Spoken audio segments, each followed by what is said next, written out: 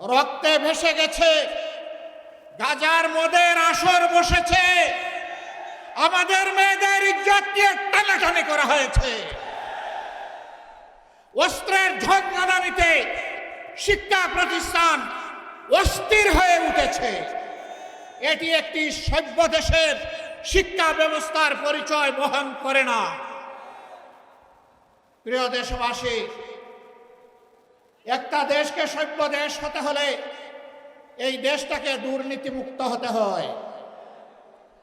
আজ কিছু দল এবং ব্যক্তি বাংলাদেশকে দফায় দফায় তারা দুর্নীতিতে চ্যাম্পিয়ন করে বিশ্বের দরবারে অপমানিত করেছেন। এদের সকলের অতীত রেকর্ড বাংলাদেশের জনগণের হাতে আছে। এমনকি দুঃখের বিষয়, সকল ফ্যাসিবাদ, দুর্নীতি, বৈষম্য, দুঃশাসনের বিরুদ্ধে 5 আগস্টের বিপ্লব অনুষ্ঠিত হয়েছিল।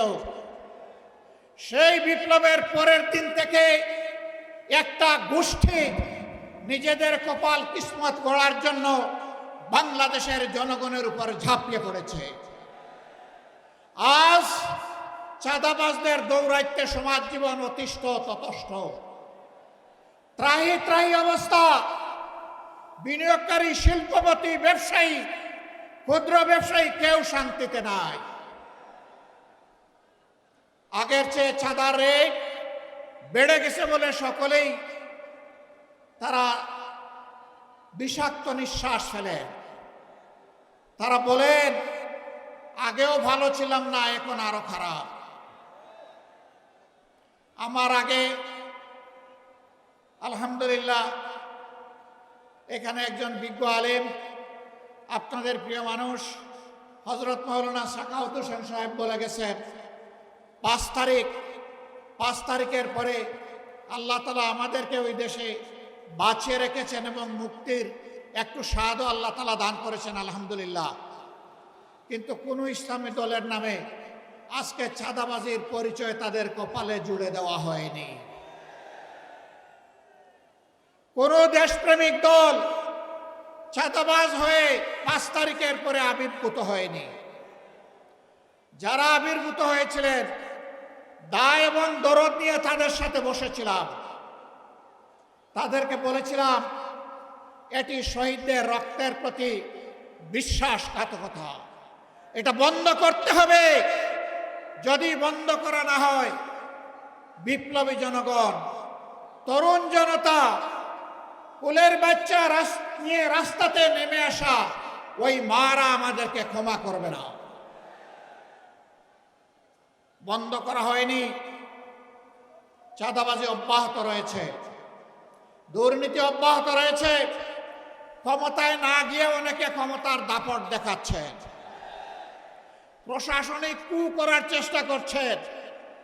আগামী নির্বাচনে চলে বলে কৌশলে কেউ কেউ আমরা শুনতে পাই বিভিন্ন জায়গায় বসে ষড়যন্ত্রের জাল বুনছেন। জনগণ ভোট দেওক না দেওক, ক্ষমতায় আমাদেরকে যেতে হবে। বন্ধুগণ, বেলা শেষ, দিনও শেষ, ওই সূর্য ডুবে গেছে। এ বাংলাদেশে এটা আর হবে না। এটা আমরা হতে দেব না ইনশাআল্লাহ। আমরা তরুণ যুবকদেরকে জিজ্ঞেস করতে চাই, যাদের বয়স 35 কিংবা তার নিচে, 3টা নির্বাচনে ভোট দিতে পারো নাই, অর্থাৎ সারা জীবনে একটা ভোট দিতে পারো নাই। আগামীতে তোমাদের ভোট নিয়ে কেউ ছিনিমিনি খেলুক, কেউ চুরি করুক, কেউ তোমাদের ভোট হাইজ্যাক করুক, তোমরা কি তা বরদাস্ত করবে? আমরা তোমাদেরকে কথা দিচ্ছি, তোমাদের ভোটের পাহারাদারি করার জন্য আমরাও যুবক হয়ে সেদিন তোমাদের সাথে একইভাবে লড়ব ইনশাআল্লাহ। এখন থেকে আমরা সারা দেশে জনগণের ব্যাপক ভালোবাসা দেখতে পাচ্ছি।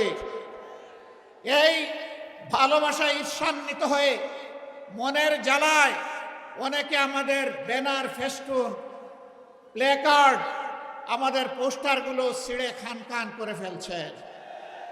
বন্ধুগণ, টের পান নাই? জনগণ আজকে আর গাছের পোস্টার, লাইট পোস্টের পোস্টার, রাস্তার উপর দড়ি দিয়ে সাজানো পোস্টার দেখে সিদ্ধান্ত নেয় না।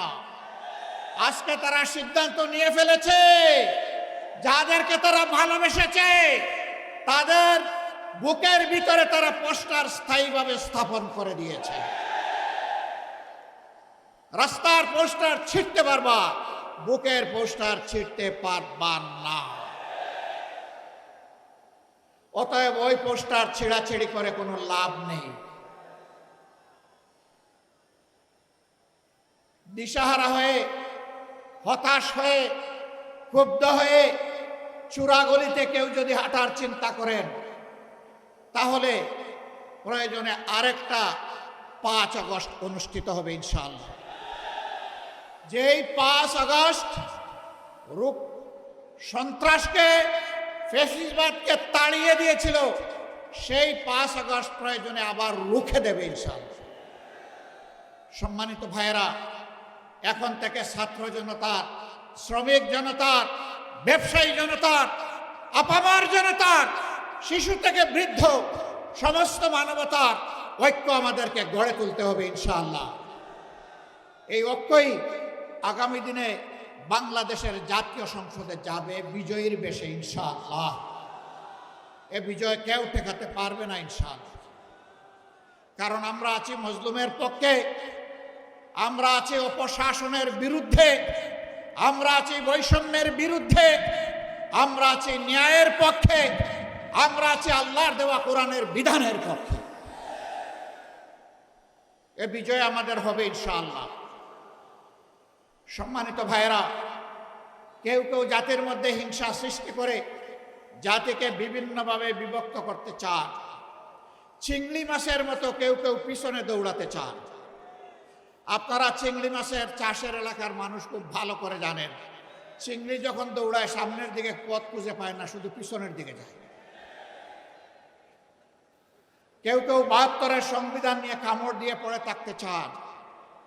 আমাদের বন্ধুদের মাঝে দীর্ঘদিন একসাথে আন্দোলন সংগ্রাম, ফ্যাসিবাদের বিরুদ্ধে লড়াই করেছি, তাদের কাউকে কাউকে আজকে আমরা সে কথা বলতে শুনি।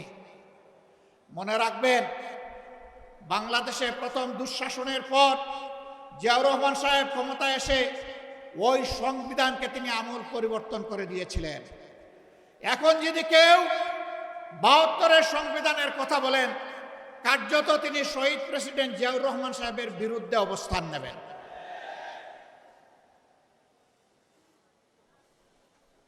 বাহাত্তরের সংবিধানের কথা আজ যিনি অত্যন্ত সংকটজনক অবস্থায় আছেন, জাতির এক শ্রদ্ধার কেন্দ্রবিন্দুতে যার অবস্থান, বেগম খালেদা জিয়াও কখনো ৭২-এর সংবিধানের পক্ষে কথা বলেননি।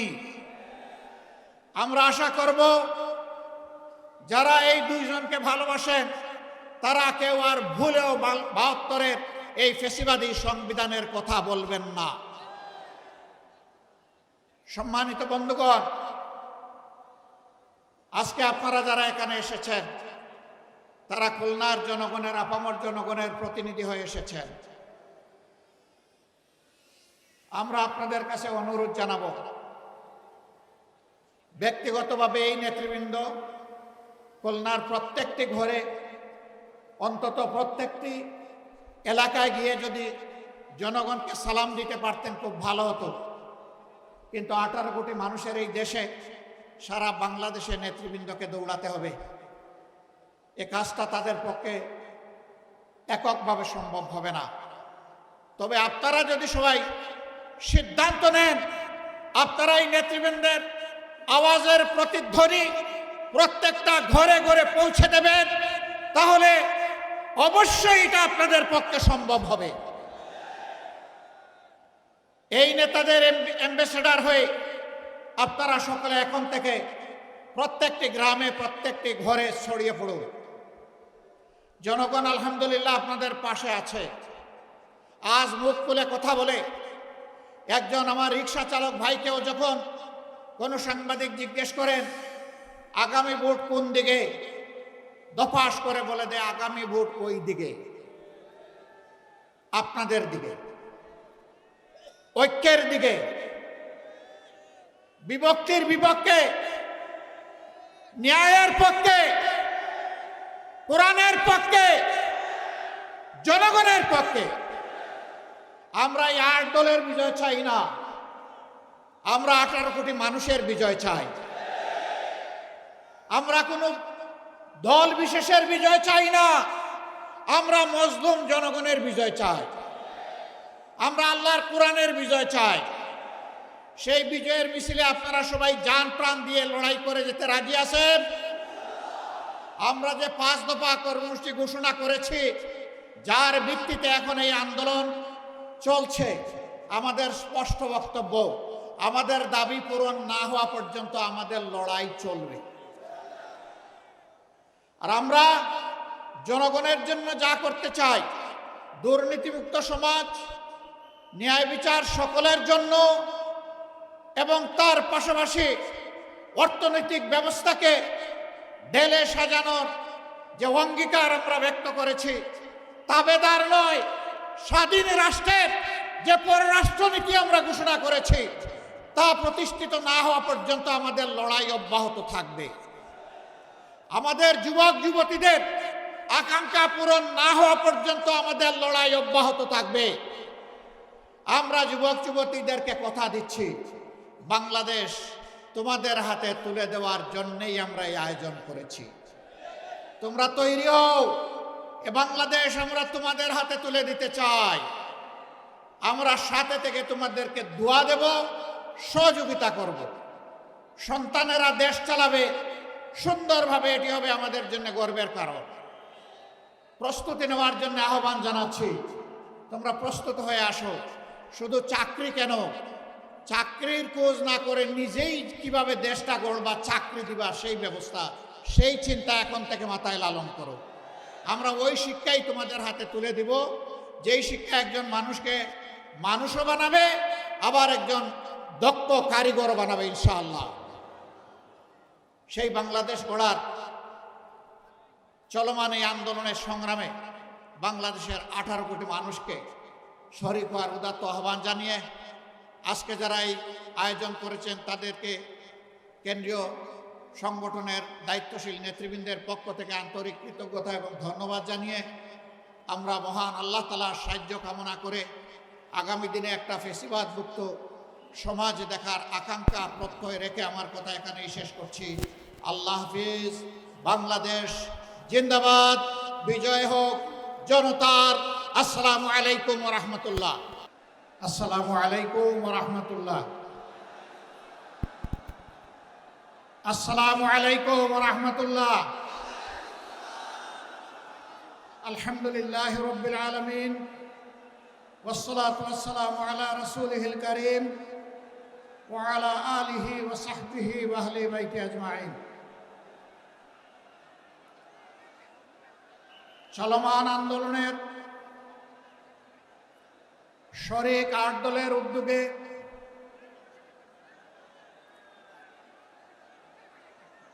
খুলনার মধ্যস্থলে আজকের এই বিভাগীয় সমাবেশের সম্মানিত সভাপতি, ইসলামী আন্দোলন বাংলাদেশের সম্মানিত আমির, বিশিষ্ট আলেমে দ্বীন, চরমনায় সম্মানিত পীর হযরত মাওলানা সৈয়দ রেজাউল করিম, মঞ্চে বসা 8 দলের শীর্ষ নেতৃবৃন্দ, বিশেষ অতিথিবৃন্দ, বিভাগীয় নেতৃবৃন্দ, স্থানীয় নেতৃবৃন্দ, খুলনার আপাম জনগণ, ভাই ও বোনেরা, আল্লাহ তাবারক ওয়া তাআলা শুকরিয়া আদায় করছে। আল্লাহর দ্বীনের প্রয়োজনে, বাংলাদেশের মানুষের মুক্তির প্রয়োজনে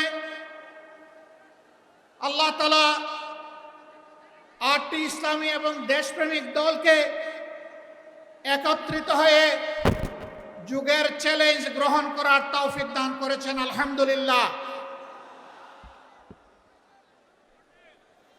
ইতিমধ্যে বিশেষ অতিথি সহ সম্মানিত অতিথিবৃন্দের নেতৃবৃন্দের মুখ থেকে আপনারা গুরুত্বপূর্ণ বক্তব্য শুনেছেন।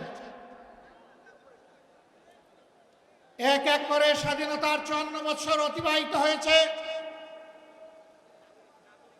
এই 54 বছরে স্বাধীন বাংলাদেশের জনগণের লালিত স্বপ্ন অনেকটাই বাস্তবায়িত হয়নি। দৃশ্যমান কিছু উন্নয়ন সাধন হয়েছে, আমরা তা অস্বীকার করব না। এই ভৌত কাঠামোগত উন্নয়নই একটি জাতির আসল উন্নয়ন নয়। একটি জাতির আসল উন্নয়ন হচ্ছে এই দেশ এবং জাতির মধ্যে ন্যায় বিচার বা সামাজিক সুবিচার আছে কি নেই। আজকে যার প্রভাব প্রতিপত্তি নেই, অ্যাকাউন্ট ভর্তি যার কোনো টাকা নেই, বাংলাদেশে তার জন্য কোনো বিচার নেই। একটা দেশ সভ্য দেশ কিনা তার পরিচয় হচ্ছে সেই দেশের শিক্ষা ব্যবস্থাটা কেমন। আমরা দেখতে পাই আমাদের দেশের শিক্ষা ব্যবস্থা মূলত 2 ধারায় বিভক্ত। দ্বীনি শিক্ষাকে কেন্দ্র করে সেই শিক্ষার চর্চার জন্য মাদ্রাসা, ছোট মাঝারি বৃহৎ আকারের হাজার হাজার মাদ্রাসা বাংলাদেশে বিদ্যমান। তার পাশাপাশি আমরা লক্ষ্য করি সাধারণ এবং বিশেষায়িত শিক্ষা দেওয়ার জন্য দেশে বেশ কয়েকটি পাবলিক এবং প্রাইভেট বিশ্ববিদ্যালয়, কলেজ, স্কুল এবং প্রাইমারি স্কুল রয়েছে, যার সংখ্যা লক্ষ লক্ষ। মাদ্রাসা শিক্ষা ব্যবস্থায় আমরা দেখি সেখানে ইলমে দ্বীনের চর্চা হয়, সেখানে কোনো গণরুম নাই, সেখানে কেউ কাউকে খুন করে না। মাদ্রাসার ভিতরে আগ্নেয়াস্ত্রের কোনো মহড়া দেখা যায় না।